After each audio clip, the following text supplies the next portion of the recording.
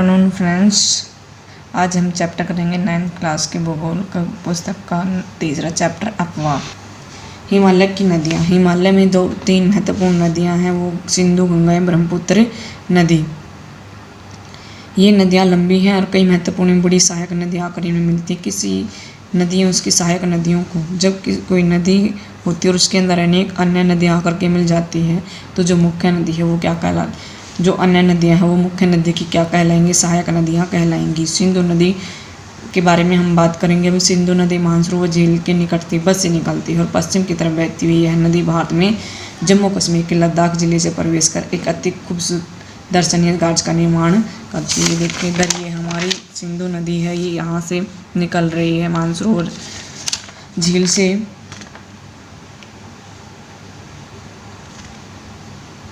मानसरोवर झील के निकट से यहाँ से निकल रही है और ये इधर से गाज का निर्माण करते और फिर ये पाकिस्तान में प्रवेश करते और इस तरीके से फिर ये बंगाल उसमें अरब सागर में जाकर के गिर जाती है।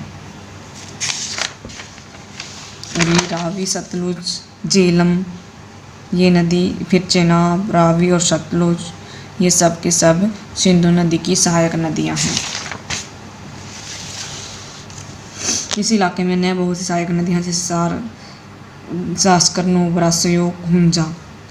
सिंधु नदी बलूचिस्तान और गिलगित से प्रवाहित होते हुए अटक में पर्वतीय इलाकों से बाहर निकलती है। सतलुज, रावी, व्यास, चेनाब और झेलम आपस में मिलकर पाकिस्तान में मिठानकोट के नज़दीक सिंधु नदी में मिल जाती हैं। ये पाकिस्तान का मिठानकोट है, तो ये यहाँ पर सारी की सारी नदियाँ झेलम, चेनाब, रावी, व्यास और सतलुज ये सब के सब उसे मिल जाते हैं। मिठानकोट में यहाँ पर आकर के मिल जाते हैं।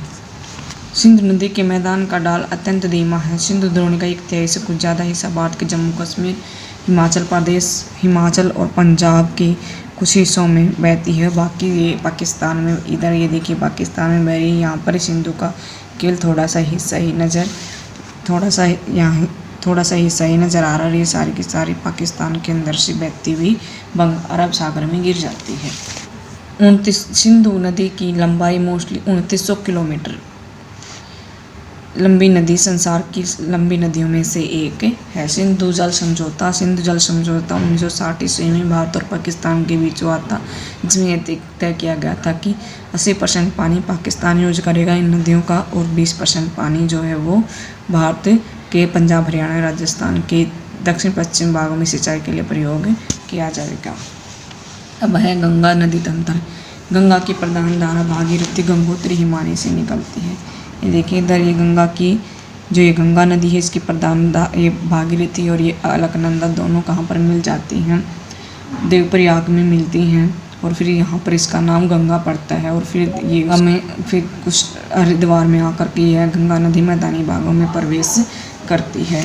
हिमालय से निकलने वाली बहुत सी नदियाँ आकर गंगा में मिलती हैं। इनमें से कुछ प्रमुख हैं यमुना, घाघरा, गंडक और कोसी। ये यमुना नदी इधर, ये यमुना नदी इसकी मेन बड़ी सहायक नदी है गंगा नदी की। ये घाघरा है, ये गंडक और कोसी नदियाँ जो गंगा नदी की सहायक नदियाँ हैं। यमुना नदी का उद्गम हिमालय की यमुनोत्री हिमानी से होता है। ये गंगा के दाहिने के समानांतर प्रवाहित होती है और इलाहाबाद में जाकर के गंगा में मिल जाती है।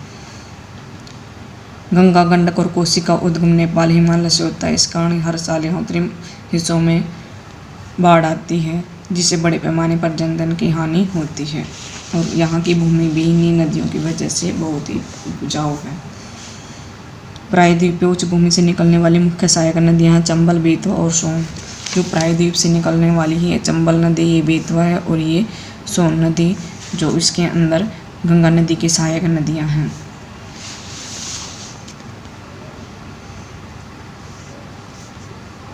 नमामि गंगे कार्यक्रम 2014 ईस्वी में प्रधानमंत्री नरेंद्र मोदी जी के द्वारा जो है इसका आरंभ किया गया।